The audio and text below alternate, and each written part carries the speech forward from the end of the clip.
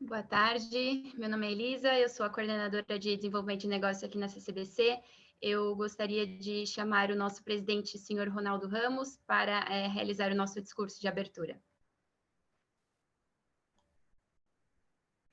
Muito obrigado, Elisa. Boa tarde a todos e todas. Good afternoon, bonjour. Eu sou o Ronaldo Ramos. Vou me dirigir a vocês em português porque temos hoje tradução simultânea.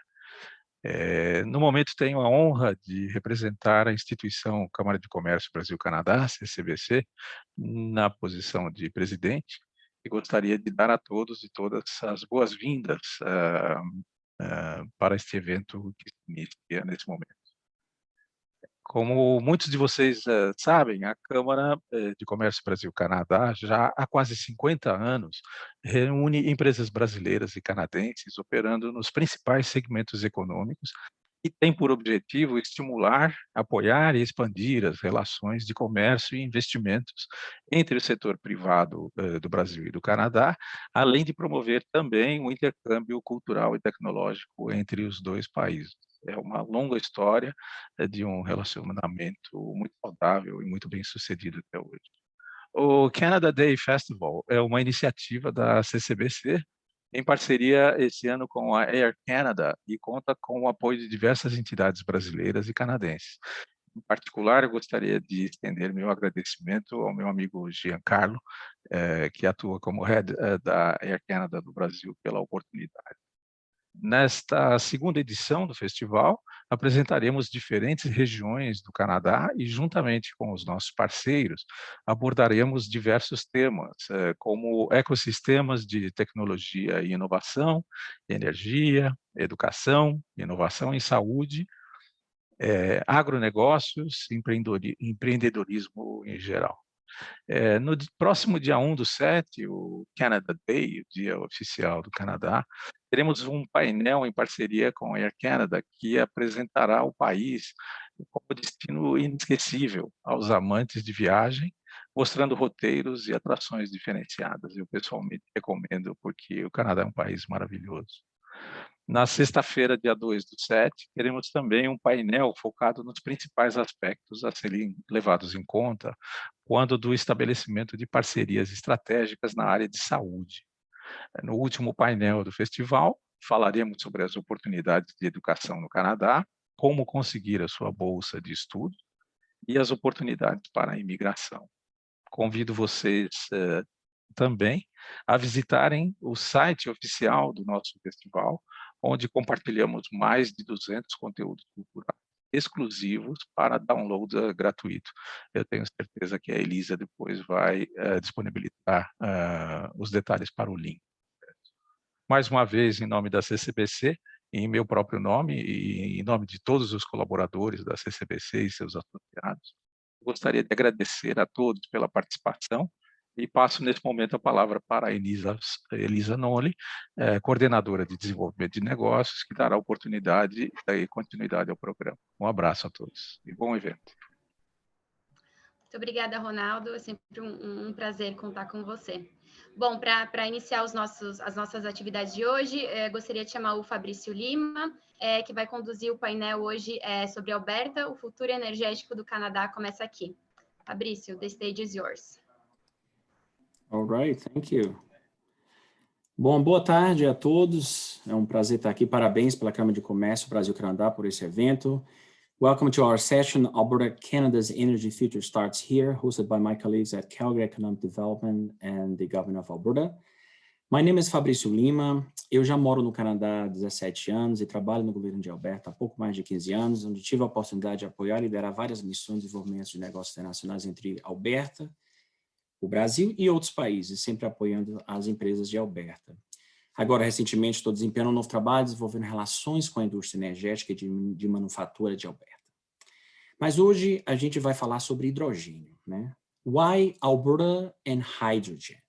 Como muitos sabem, Alberta tem a terceira maior reserva comprovada de petróleo do mundo, cerca de 165 bilhões de barris. Produção antes da pandemia chegou a 2,8 milhões de barris por dia. Alberta é um dos maiores produtores mundiais de hidrogênio para processos industriais, No Canadá, a Alberta é o maior produtor de hidrogênio, produzindo cerca de 2/3 do hidrogênio canadense para várias aplicações industriais, como produção de amônia, produção de metanol, refino de petróleo pesado e aprimoramento de betume. So, what is the government of Alberta's intention to support hydrogen?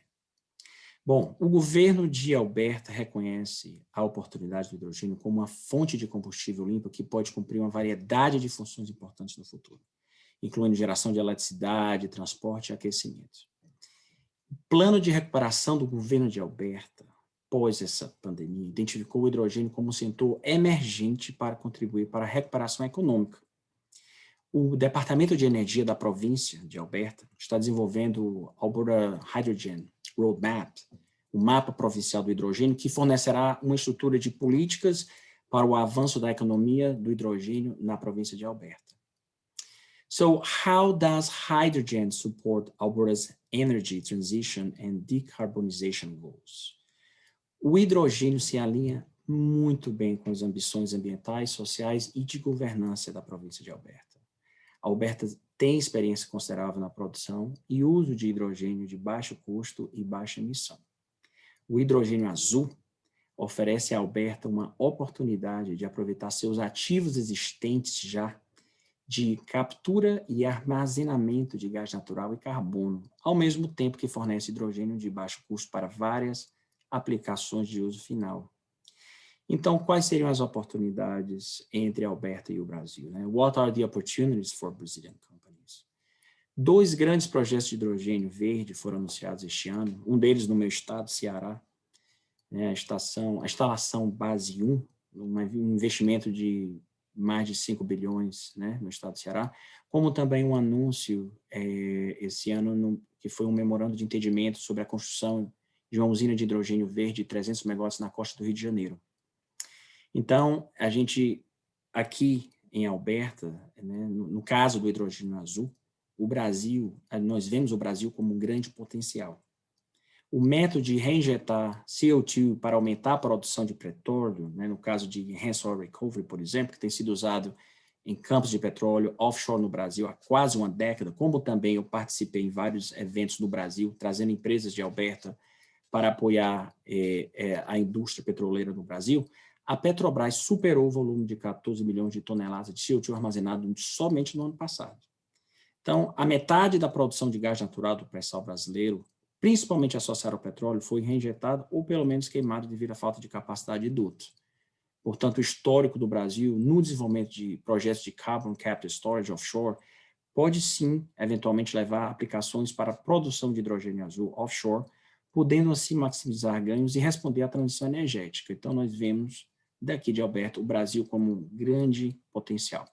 Bom, agora, I would now like to introduce you to Chris Brown, Business Development Manager, Energy and Environment at Calgary Economic Development, to share a little more about Calgary and Alberta's energy sector and the most exciting investment and partnerships opportunities. Chris.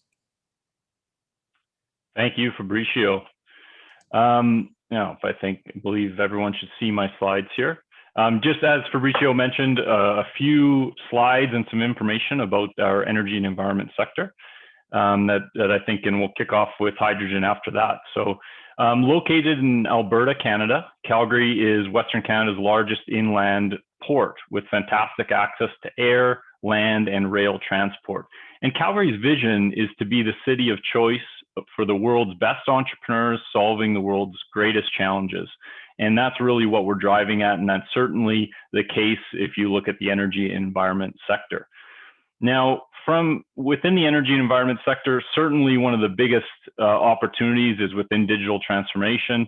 Across Alberta, it's expected to be spent $18.4 billion across a lot of different sectors within Alberta, but energy is leading the way with $4.2 billion.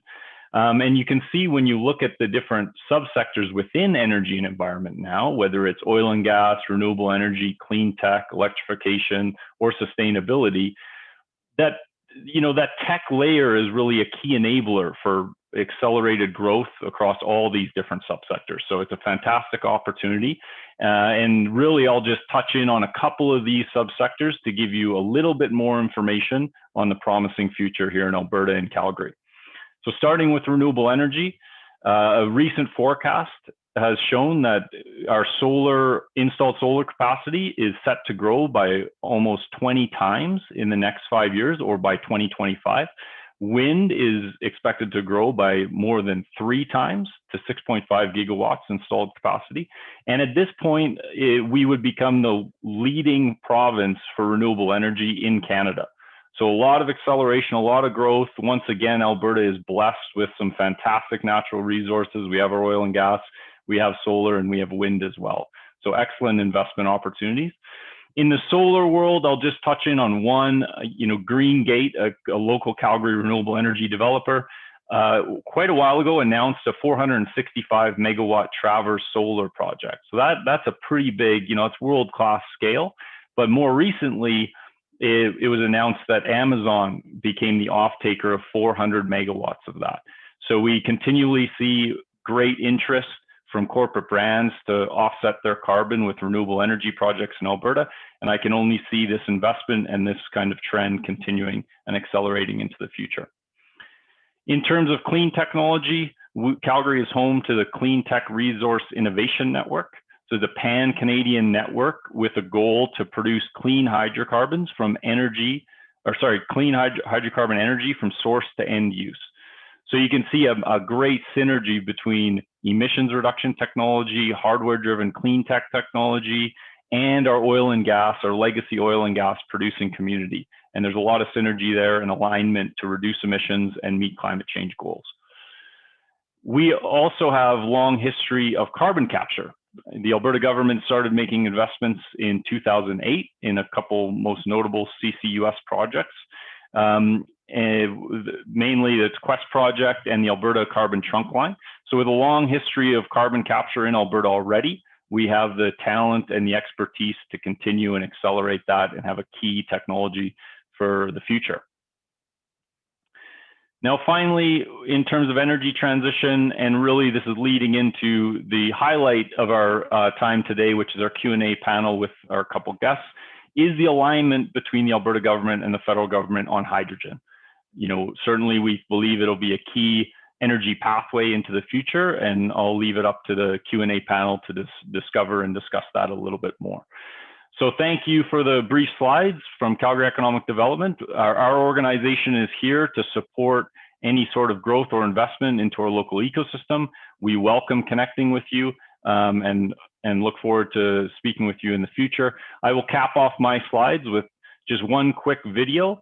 So I'll stop sharing my screen and flip over to that video.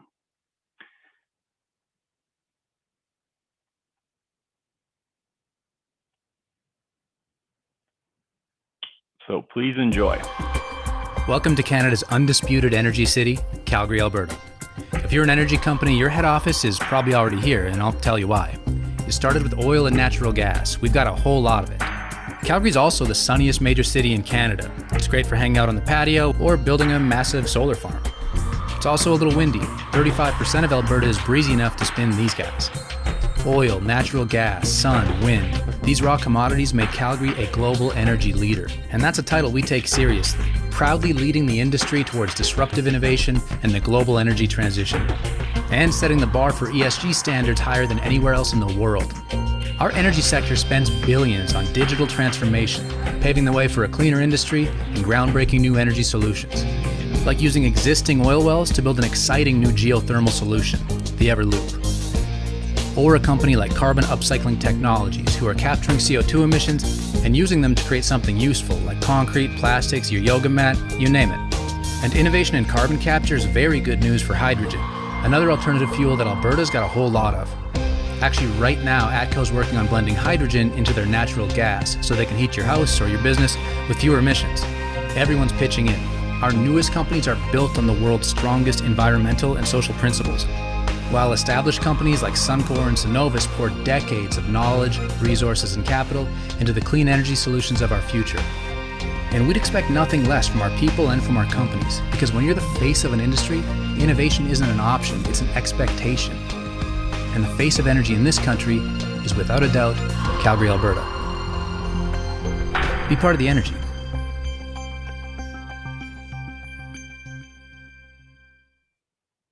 All right. Well, I hope everyone's as excited as I am when I listen to that video, and certainly the energy and environment sector in Calgary and Alberta is going to be extremely exciting over the next decade. I'd like to introduce our two guest panel speakers at this point.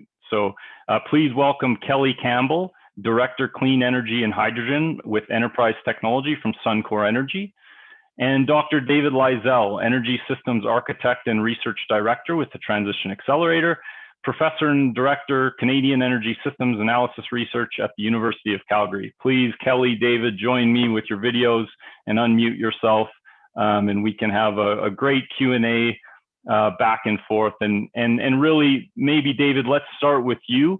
The Transition Accelerator has put together some fantastic work describing the economic argument and opportunity for hydrogen. Obviously, we've spoken about hydrogen a bunch already. Why is hydrogen a right to win opportunity for Alberta? And can you give some highlights of the work that's already been done? Yes, and thank you, Chris. As you've already mentioned, Alberta is a major producer of hydrogen already. We use it to make fertilizer nitrogen. We use it to crack bitumen into synthetic crude oils and to convert crude oil into gasoline, diesel, et cetera, and other products, methanol, et cetera, and both natural gas and oil products. So the opportunity is to make this with a lot less carbon emissions. We have the technology, and some of them are already being deployed in Alberta to capture the CO2, up to 95% of the CO2 produced, and put it back under the ground, and then create a very low cost, low emission hydrogen that can be used as an end use fuel to possibly displace diesel fuel. We can make hydrogen in Alberta at about half the wholesale cost of diesel. And as long as we can put into the value chain, a very efficient value chain, to get the hydrogen from where it's being produced to where it's needed at fueling stations, we have an opportunity to transform our energy system to low emission, both for transportation, for space heating, for example, possibly even for power generation in the future. And we can provide hydrogen to export markets. So I think there's an exciting opportunity for the province and for Canada to take more of a leadership role in moving to a net zero energy system. Absolutely. I'm with you there, David. I mean, fantastic opportunity in the future. And that emissions reduction is such an important piece, of course. And maybe I'll welcome Kelly to the conversation now. Kelly, Suncor has been a part of a few future-looking announcements in the press recently. Can you give the audience some of the highlights of the emissions reduction ambitions of Suncor? You know, maybe even speak to the new producer alliance we heard in the last couple of weeks, and of course, some of the exciting hydrogen work and announcements that Suncor's been making. Yeah, you bet. So first of all, thanks for having me. Thanks for the introduction. Maybe I'll just start with a quick overview of Suncor for those that are less familiar, and then I can get into some of these announcements. So Suncor is Canada's leading integrated energy company. We have oil sands and in situ operations in Fort McMurray. We also have refineries and Canada's largest ethanol facility in Eastern Canada. We're focused on sustaining and decarbonizing our base oil sands and refining businesses, but also on advancing the energy transition in 3 key focus areas, which are renewable fuels, renewable power, and hydrogen. Today, we are Canada's largest producer and consumer of hydrogen, which is used as a feedstock for our refineries and our upgraders. And we're actively looking for opportunities and projects to source clean hydrogen, both to decarbonize this existing hydrogen usage and also to support the growth of new hydrogen markets. In addition, we have a growing biofuels business to produce low carbon intensity renewable liquid fuels in Canada. And we've been in the low carbon and renewable power business since 2001. with 2,400 megawatts in operation and sanctioned. Lastly, we are active in the development and implementation of new technology. We invested over 800 million in 2019 on new technology. Now, to speak to some of the announcements that you referenced, there's 3 that I'd like to mention today. The first one, I mean, lots of announcements from Suncor these days that highlight our activities in this space. On May 26th, we committed to being a net zero company by 2050. In addition, we also committed to reducing our absolute GHG emissions by 10 megatons across our energy value chain by 2030. Currently, our emissions are about 29 megatons. And so to achieve these targets, we're looking to reduce greenhouse gas emissions in our base business, but also grow low emissions energy businesses in those 3 areas that I mentioned. Secondly, on June 9th, we announced, along with Canadian Natural Resources, Cenovus, Imperial, and MEG Energy, the oil sands pathways to net zero. So these companies I mentioned, we represent about 90% of Canada's oil sands production. And we've established this Pathways to Net Zero Alliance to work collectively with the federal and provincial governments to achieve net zero GHG emissions from oil sands by 2050. Now, because there's no single solution to achieving net zero emissions, this initiative incorporates a number of parallel pathways to address GHG emissions, including a core Alberta infrastructure corridor that links oil sands facilities in the Fort McMurray and Cold Lake regions to a carbon sequestration hub near Cold Lake via a CO2 trunk line. It also includes deploying existing and emerging GHG reduction technologies at oil sands operations. These could include carbon capture and storage, clean hydrogen, process improvements, energy efficiency, fuel switching, and electrification. And then thirdly, this includes evaluating, piloting, and accelerating the application of potential emerging emission reduction technologies, which could include direct air capture, next generation extraction technologies, and even small modular nuclear reactors. Thirdly, wanted to talk about our announcement on May 11th about Suncor's partnership with ATCO on a world-class clean hydrogen hub in Alberta.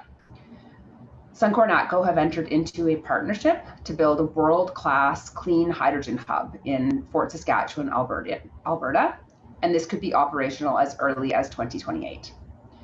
Now, Alberta is one of the best places in the world to produce clean hydrogen because of our abundant natural gas and our geology that is well suited to permanent storage of CO2. The project is at an early stage of evaluation and engineering, but if sanctioned, this project would produce more than 300,000 tons per year of clean hydrogen and capture more than 90% of the emissions generated in the production process. About 2/3 of this hydrogen would be used in our existing refining process and for cogeneration of steam and electricity at our Edmonton refinery, which would reduce our refinery emissions by up to 60%. And about 20% of the hydrogen could be used to blend it into natural gas and used in the Alberta natural gas grid to further reduce emissions. Collectively, from these activities, the project would reduce GHG emissions by more than 2 megatons per year. Turn it back to you, Chris. Fantastic, Kelly. Thank you for that overview. And I mean, if anyone's excited about just hydrogen in Alberta, I can really say that, I mean, there's all parts of Suncor that are very exciting with an overview like that. And in fact, I think my next question was about, why is Suncor betting on hydrogen as a fuel source? I'm getting its, significant emissions reduction. Certainly if, now that Suncor has set a net zero target. You spoke a little bit about the carbon capture piece, but feel free, reinforce that key technologies. Are there any other key technologies that are critical for success with Suncor, or any other, things you want to mention there? Yeah, so as you could probably see from the announcements we've made over the last couple of months, we really are pursuing a portfolio approach to decarbonization, but hydrogen is certainly one of the things that we are exploring. And I mean, we're excited about hydrogen because we see hydrogen as something that can play a significant role in the transition to a low carbon economy, specifically in difficult to decarbonize sectors.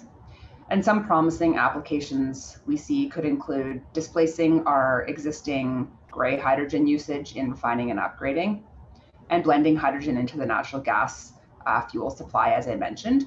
Also, in the transportation sector, over the longer term, we see potential to displace liquid fuels in long distance freight transport.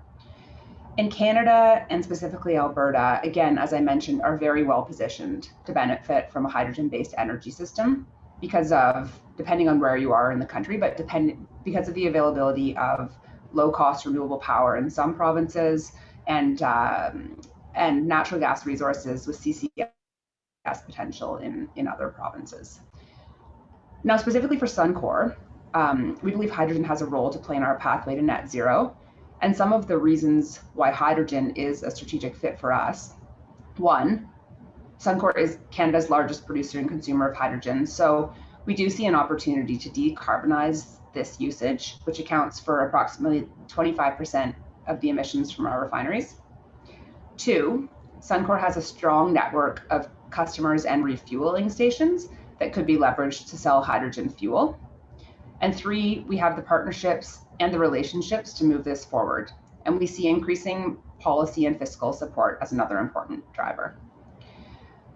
Currently, clean hydrogen is expensive and energy intensive to produce, transport, and store, which has limited widespread use.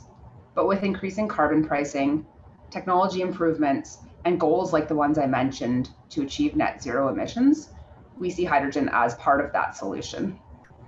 And specifically, to answer your question about technology, technology has a key role to play here as well in lowering the costs of clean hydrogen production, whether this is through CO2 capture technologies to reduce the cost of blue hydrogen or advancements in electrolyzers to reduce the cost of green hydrogen.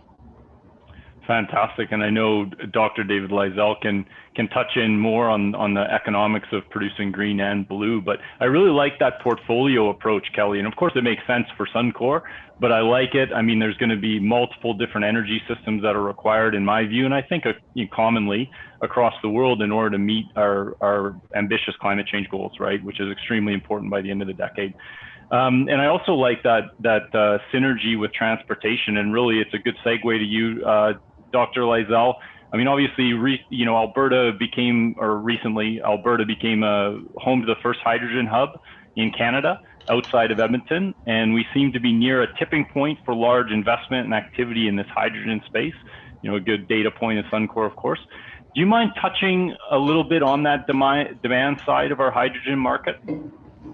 Sure, I'd love to. It's actually probably one of the most important things in moving to a hydrogen economy is to identify cost-effective demand centers. And as Kelly mentioned, hydrogen as a gas is much more difficult to move around and to store than liquid fuels like diesel fuel or gasoline.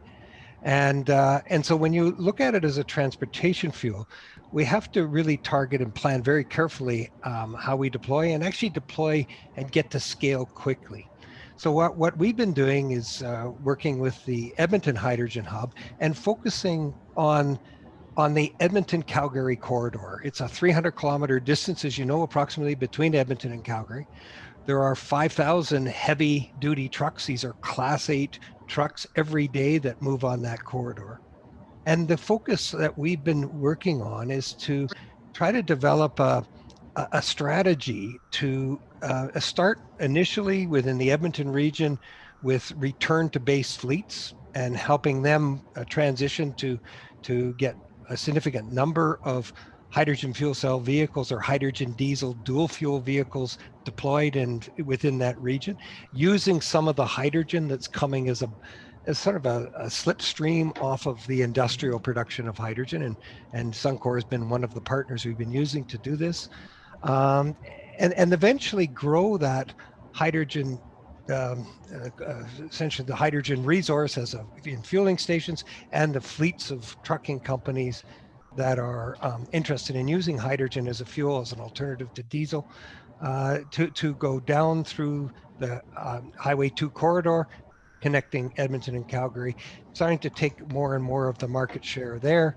And in the process, our calculations very clearly say we need pipelines in order to get the economics to work at significant scale, where we're talking hundreds and thousands of vehicles. But those pipelines can also serve as it turns out, the corridors that we're looking at are the same corridors where we find heavy trucks move on fueling stations, and the fueling stations where they will be needed. But they're the same corridors where you get the gates, the natural gas gates, where hydrogen would be injected into natural gas distribution lines for residential and commercial space heating. So there's a nice synergy between the kind of work that Suncor and ATCO are doing, putting hydrogen into natural gas pipelines, and also creating an opportunity for hydrogen fueling stations as we grow the hydrogen demand. So it's a matter of growing the entire value chain in concert, where we're growing demand, making sure the supply is there, and eventually moving towards pipelines and fueling stations along strategic heavy transit corridors. Fantastic. And I like how you pointed in on that existing infrastructure and really, you know, it's a key enabler for us in Alberta, and a huge positive, the fact that we already have that there, right? It's a significant cost non-barrier, I guess, right? Yeah. And, you know, I'll maybe stick with heavy duty transport or come back to it very briefly, but I wanted to go over to Kelly just briefly, if there's anything to add on the demand side from Suncor. Of course, you spoke already about the use for refinery or refining processes. I'm wondering if you could focus in a little bit on other aspects of the demand, maybe on your oil sands operation, or anything you want to speak to, Kelly. Well, I was just going to say that I think David put it quite well. You know, we do expect demand growth for hydrogen to occur over time, and there is a cost and an infrastructure barrier to some of the use cases right now, which is why, you know, when we're looking at creating a hydrogen hub in the Edmonton region, we're looking at anchoring the demand on existing usages of hydrogen, such as our refineries and upgraders, but really starting to try and grow that market and that demand by producing excess hydrogen for new markets and new uses. So I was going to touch on that. I mean, I think in the Fort McMurray region, we're still at the point of you know, really trying to understand what the best option for decarbonization is, whether it's you know, CO2 capture and transporting the CO2 south to sequestration locations, or whether it's, you know, transporting hydrogen north to Fort McMurray from a central hub. Those are all things that we're looking at, and we're not sure which one of those will be the best option, but you know, definitely a lot of potential there.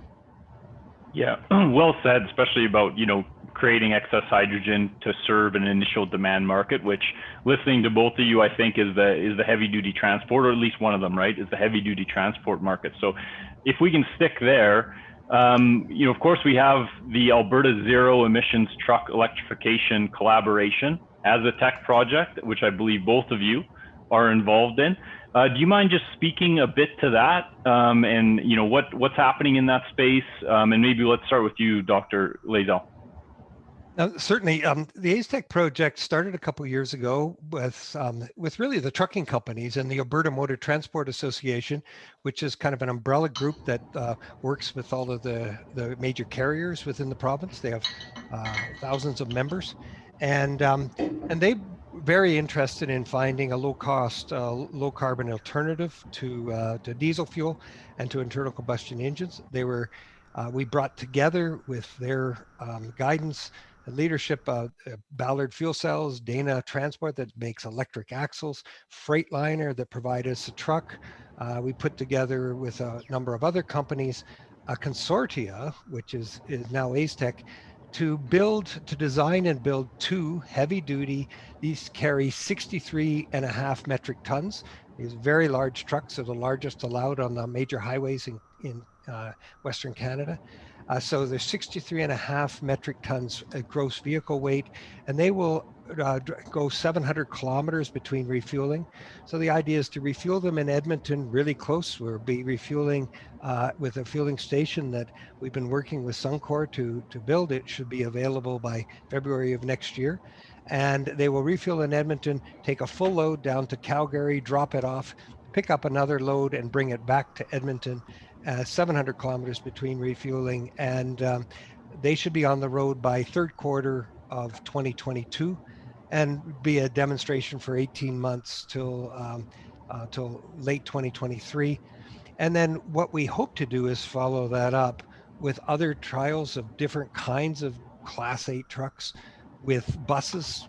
We're working with the Edmonton Transit, with Strathcona County, which is right near Edmonton, with their transit fleet, with Calgary Transit and Banff-Bow Valley Transit, to deploy hydrogen fuel cell buses, again using hydrogen sourced in the region, low carbon hydrogen, and also trains. And CP Rail is out of Calgary has announced that they're building a train, and we've been excited to hear about that and learn more from CP as they try to switch to hydrogen as a fuel for their train fleets.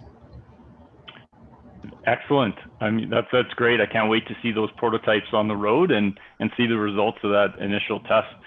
Kelly, you know, obviously Suncor is signed up, I believe, to provide the hydrogen to that project. Is there anything you want to add in that heavy duty transport space and that opportunity from Suncor's perspective?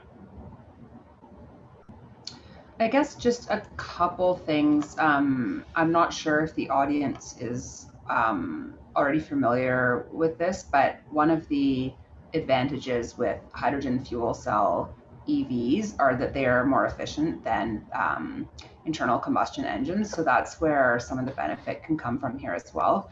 In addition to the fact that hydrogen fuel cell EVs will have a larger range and quicker refueling than EVs. There's promise in both of those categories. Just wanted to mention that. And then I guess secondly, you know, we're also looking to see if there are opportunities for Suncor to convert heavy duty mining trucks to hydrogen or even dual fuel diesel hydrogen vehicles. These emissions from our heavy duty mining trucks make up more than 1.5 megatons per year of GHG emissions. So there is significant potential there to reduce emissions between probably 30 and 80% from that application. Okay, excellent. We have one question. We have a couple questions. One's extremely technical, but the other one is really just speaking to the energy expansion overall of our energy market, but then just focusing on the talent piece. So I know I'll have a couple thoughts on that, but I'll just throw it out to, you know, Dr. Lysell, Kelly, you know, what do you see on the talent side as we look at our whole energy market and ecosystem expanding into all these different technologies? And in particular, if there's certain trends for skilled immigrants? Question on the fly for you guys. Maybe Kelly, if you want to start, or Dr. Lysell. Yep. Well, maybe I can just quickly comment. It's certainly a lot of the expertise and skills in making blue hydrogen, but even actually in moving hydrogen around in pipelines, whether it's blue or green hydrogen, if you like, made from electrolysis or made from fossil fuel with carbon capture and storage. It uses many of the skills that we have or have we really attract within Alberta. So it's an extension or expansion of our existing in engineering expertise. Pipeline expertise is, I believe, going to be very important. We have a lot of potential, I think, is in this transition to build on our backbone of existing pipeline networks and develop new technologies. And so a lot of work being done in this space to figure out how to convert discontinued natural gas pipelines into pipelines that can carry hydrogen. And so that's a matter of coating them on the inside with hydrogen impermeable materials that would and help to use the essentially existing pipeline infrastructure and use it to develop a new hydrogen infrastructure, hydrogen economy. So we see those are the kinds of of innovations that are going to be needed to move in this direction, and try to do it at the lowest cost. But a lot of the expertise, though, we have, and I think will be requiring from other nations is new immigrants. But Kelly, I'm sure, has thought a lot more about this. She's in that business, so. No, I would echo what Dr. Lazelle said, is that there are definitely a lot of transferable skills between our current base hydrocarbon extraction business and the energy expansion areas, in terms of understanding how to build mega projects, taking projects through our internal gated processes for approval, even specific technical skill sets such as subsurface expertise for CO2 storage. There is definitely a lot of existing expertise in the province. We see a lot of interest from internal and external candidates in the energy expansion area to get involved, even if they haven't been so far in their career. So definitely a lot of interest there. And I can speak to my team in particular. We are working with companies all over the world to look at promising technologies in this area as well. And so I think there's definitely a lot of opportunity for Alberta and for Suncor, certainly, to leverage expertise and learn from others around the world in this area too. Fantastic, Kelly. So I would just add to both of you then, if we look at the larger part of the energy system or the energy expansion, I'll touch on two things maybe for my slides. Number one is the massive spend in digital transformation, right? So this key enabler to increase industrial efficiencies, to bring that economic growth across all sectors, but certainly in the energy and environment sector, right? So it's 18.4 billion by 2024 will be spent in Alberta, and about 4.2 billion in energy and environment. So significant spend. So any of that tech talent, any of those skills that help deliver IoT, edge computing, software solutions, I think is a great home in Calgary and in our energy market. And the other piece I would just mention is, the renewable energy space. That is set to grow drastically, and in the next 5 years, I in fact think it will beat those projections. I think we have a very, very strong future for renewable energy growth. So that again comes with technology layers, it comes with expertise, overall STEM type jobs and engineering-based jobs will have a great home in Alberta and Calgary, certainly. So maybe we'll maybe one last question, unless someone comes up from the audience.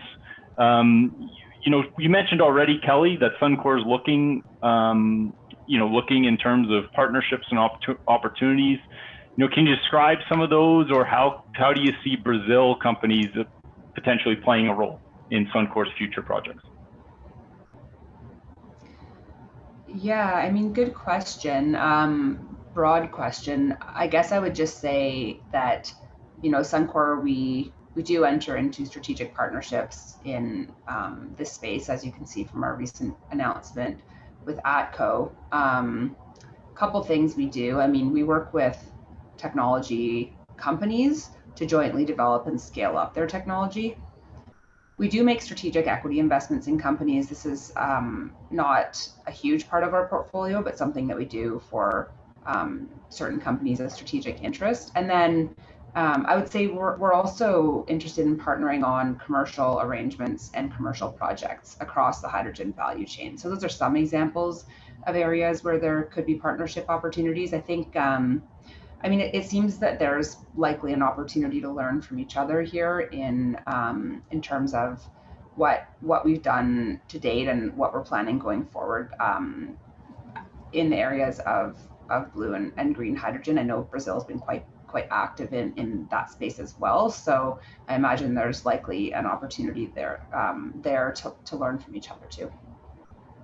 Fantastic. One last question, and then I think we'll be out of time coming from the audience.